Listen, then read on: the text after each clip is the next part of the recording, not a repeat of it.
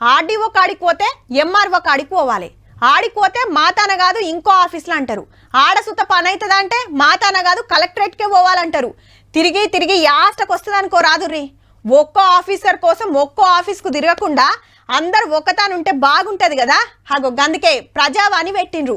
ప్రతి సోమవారం కలెక్టరేట్కి పోతే అందరు ఆడికే వస్తారు. ఆడనే దరఖాస్తులు ఇవ్వచ్చు. ఇంకా జల్దిన కావాలనుకుంటే ఆ తెల్లారి ఒక గీడ నడుస్తుంది. కాంగ్రెస్ సర్కార్లో ప్రజావాణి కార్యం పెట్టి ఏడాది అయింది.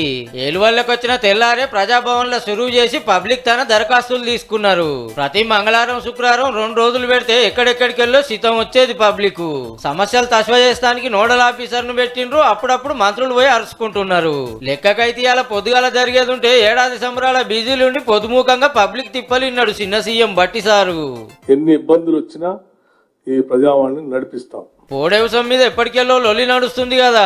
ఫారెస్ట్ వాళ్ళు ఎవరిని సతాయించొద్దు, జల్దిగానే సమస్యలు తీరుస్తామని హామీ ఇచ్చిండు. అన్ని చోట్ల మొత్తం ఈ ట్రైబల్ అటవీ ప్రాంతంలో వ్యవసాయం చేసుకునే రైతులందరికీ కూడా సోలార్ పవర్ ని పెట్టుకోవడం కోసం కావాల్సిన ఏర్పాట్లు చేయమని. ఇక మునుపు లెక్కనే ఆరానికి 2 రోజులు ప్రజావాణి నడుస్తుంది. ఏ తక్లీఫ్ ఉన్నా ప్రజాభవన్కి వచ్చి దరఖాస్తులు కంప్లైంట్లు ఇవ్వచ్చు.